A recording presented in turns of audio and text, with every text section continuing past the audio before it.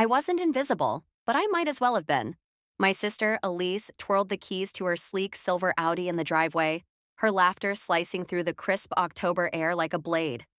Mom was out there with her phone, filming every second, while Dad tied a massive gold bow around the car's hood. It wasn't a holiday, just a random Tuesday afternoon turned into a coronation. Inside, I sat at the dining table, a creased hospital bill clutched in my hands. $6,920 out of pocket. The numbers stared back, cold and unyielding, while the muffled celebration outside felt like a world I wasn't invited to. 3 days earlier, I'd been at Westview Medical after the walk-in clinic near my job flagged something wrong. The doctor's voice was steady but heavy. Clara, this isn't something you can ignore. Endometriosis, likely advanced. Surgery's your best bet, or it could spread, complicate things. Your fertility, your health. I took the paperwork, nodded, and left, clutching my jacket against the wind as I walked to the bus stop. I hadn't told anyone yet. Not Mom, not Dad. I'd planned to bring it up that morning, maybe over coffee, but the Audi arrived and the moment slipped away. Elise was the family's supernova, valedictorian, dance team captain, internship at a glossy downtown firm. I was the one who held the camera, packed her lunches, drove her to practice when Mom worked late at the hospital and Dad's roofing business ran long. I didn't mind, not really. I was the steady one, the quiet one, keeping the house running while Elise shone. But that Tuesday, as I traced the worn grain of the table where we'd once played cards and spilled juice, I felt like a ghost in my own home. The estimate sat heavy in my lap, and the pain in my gut, sharp, relentless, felt like a secret I was failing to keep. The pain had started months ago, subtle at first, like a knot tightening after too many late shifts at the Page Turner, the bookstore cafe where I worked. No benefits, just enough to cover my share of a cramped studio apartment and keep my fridge stocked with ramen and apples. I tried peppermint tea, ibuprofen, even a hot water bottle from the dollar store. Nothing worked. It woke me at night, a dull ache turning into a claw that wouldn't let go. I didn't say anything, didn't want to be the one who made waves. But when it got too bad, I went to the clinic, then Westview. The doctor's words echoed, "Surgery soon." That night, after the Audi spectacle, I waited until dinner, reheated lasagna, paper plates, the TV droning a home renovation show. I dried my hands on a faded dish towel and said, "I need to talk."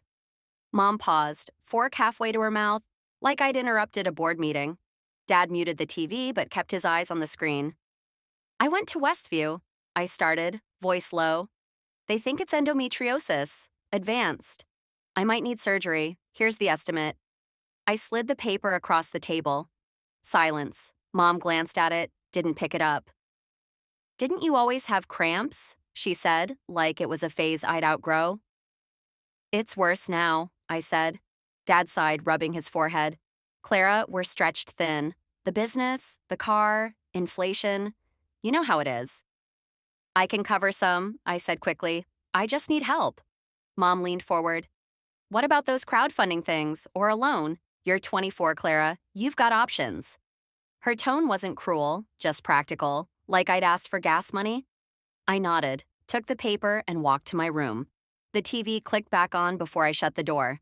That night, I stared at the ceiling, wondering when needing help became a burden I had to justify. The Audi gleamed in the driveway the next week, Elise posing for Instagram, Mom directing like a film producer. I watched from the porch, one hand still damp from washing dishes. Nobody looked my way.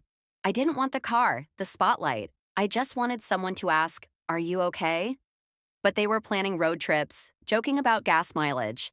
I slipped back inside, the screen door creaking shut, and stood by the fridge. A faded photo magnet caught my eye.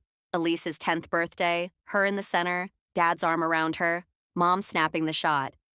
I was there, half cut off, a sliver of my arm in the frame, always on the edge. I started fading myself out after that, took extra shifts at the cafe, mopping floors, restocking mugs. I ate granola bars in the break room, stopped joining family dinners.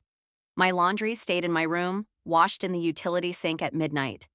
The pain shifted, quieter but deeper, like my body was learning to hurt in silence. One day, a regular at the cafe, an older woman with kind eyes, noticed me wincing as I cleared tables. You okay, hun? She asked. I froze. Fine, I lied, but her concern cracked something open. That night, I opened the family's shared calendar app and erased my name. Every shift, every reminder. I didn't touch the photo wall, but I tilted one picture. Elise's graduation, me in the back holding a tray, just enough to blur it in the light. Weeks later, Grandma called. Not me, Dad. She'd heard from her friend at the university that Elise's big internship was unpaid. Her apartment lease co-signed without permission, the Audi's payments behind. Grandma didn't yell, just asked, "Where's Clara?" They didn't know. She called me, Grandma lied, sharp enough to cut through their excuses. The group text stopped. Elise's social media went quiet. Mom's proud posts vanished. Then came a text from Dad. If you see Clara, tell her to call. I didn't reply. A week later, an envelope arrived. Grandma's handwriting, a check inside, and a note.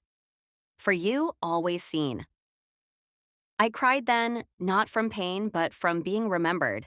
Mom called, Dad called. I didn't answer. They weren't apologizing. They were scrambling, their perfect frame cracking. I'd been the one holding it together, and they hadn't noticed until I was gone. Months passed. One evening, I saw Mom at the drugstore clutching a box of tissues. She looked tired, smaller. Clara, she said, voice soft. I didn't know you were still here. I smiled faintly. I was always here. You just didn't see. I walked away. No anger, just truth. At Christmas, they sent a photo, family table, Grandma at the head, an empty chair where I'd sat. No plate, no napkin, just space. I saved it, tucked it into a notebook. Not to hold on to pain, but to remember. Even the quiet ones leave shadows too deep to ignore. If you've ever been the empty chair, just leave a quiet below.